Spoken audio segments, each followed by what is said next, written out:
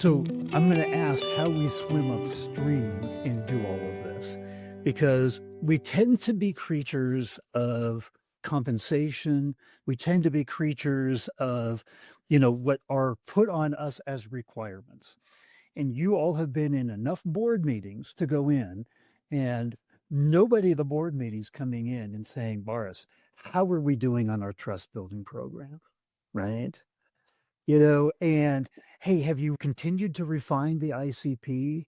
I'd love to know, how has that evolved, right? We tend to react, and we know every time we have the board meeting, all hell breaks loose, nothing happens. We're just, it's all we're doing. So now we get back from the board meeting, but what we're talking about here are foundational. I mean, Forrester said the same thing that you just said. We need to be focusing on, we don't have a trust building plan. We need one, right? Even if we're not being asked of it. And I think that's one of the big things that I'm taking away from what you're talking about here is the activities that we need to focus on, that we need to spend more time on, right? Typically in the board meeting, nobody's saying, how many customers have you guys talked to since the last time that we met? And what did you learn, right? These are the kind of things that we know we need to do, even if we're not being asked to do them. And I think that's a big part of the problem. We tend to do the things that we know are they're going to get us through and not get in trouble, right? So how do we do this? You talked about communicating, Baris. You talked about identifying the ICP, but then where there's a lack of communication then, because we can lock our leadership into a room and we can identify on it. But if everybody who is delivering the services, the product, the technology, and the services to really, cater to that ICP, if they don't know it, how important is that communication strategy, our own and communication strategy internally? So, I'll caveat this might be a career limiting comment that I'm about to make because the boards don't know what they don't know. I've reported to a lot of different boards. They're wonderful people. They're 100 times smarter than all of us, especially me. But the board doesn't know what they don't know, right? I think they have an investment thesis. They have their own sort of vision and mission and strategy and growth targets, and it's all in their head and it's on a spreadsheet somewhere and they kind of measure you against it.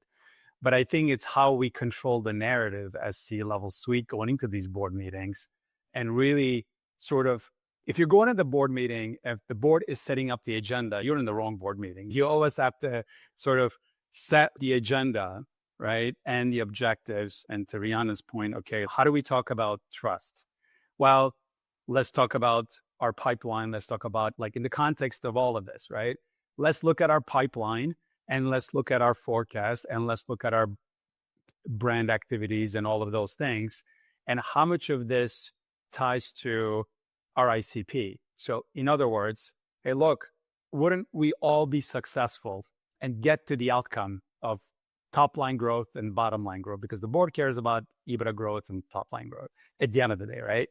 So as long as you can get them there through this meaningful conversation around, look, 100% of my pipeline is my ICP and my win rate is going in the right direction. By the way, we are disqualifying bad deals and, misfit ICPs because look, they're causing us churn.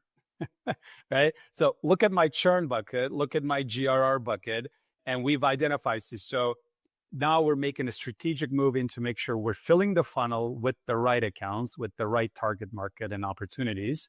And look, our win rates is going up. My customer acquisition cost is coming down because I know what I want. I know the type of customers.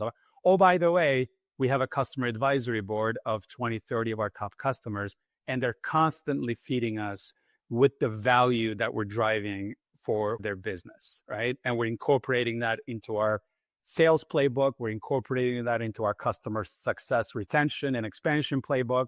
So that kind of loop, as we're learning from the customers and the community, we're kind of feeding that into our new logo pursuit.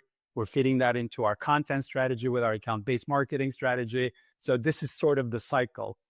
And I think as long as you can control that narrative with the board, they're going to look at it and go, okay, these executives seem like they know what they're doing. So now you reframe the conversation, right? And then all of a sudden, you're educating them, you're reframing the discussion based on these topics. And hopefully if it's the right board, they're leaning in. They're leaning in and asking you, where can we help? Right? Where do you need the help? Do you need the investment? Do we need to double down on this? Do we need to double down on that? That's the right conversation to have, as long as you can frame that.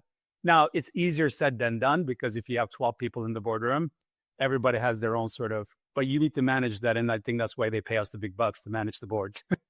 Well, a huge visual that I had in there was we spend a lot of time understanding our ICP so that we know how to talk to them. We know their language, right? We speak their language. We have to speak the language of the board, EBITDA and things like that, but we have to tell the story of how we're going to impact those key KPIs. That is all really that they care about. And if we were on the board and we'd invested, that's what we'd care about too. It's not wrong, right? But we pride ourselves on being storytellers. But when it gets to the board level, maybe we need a little work on that. I don't know. But Rhiannon, I'd love to get your reaction. Yeah, I mean, I agree with what Baris has said. It's our job to connect the dots. They hired us because they trust that we're experts in the domains that we're leading. And we have to be confident in that and understand that they don't walk the day in our shoes as we do, and don't necessarily understand the connections between the programs and initiatives we might be wanting to talk to them about and the metrics and data that they care most about. It's our job to draw those connections for them. And Baris, I think, you outlined it perfectly, demonstrating the connection and the thread that gets pulled through all of those activities is really the center of helping the board see and understand themselves, trust, and invest in the programs that you're designing.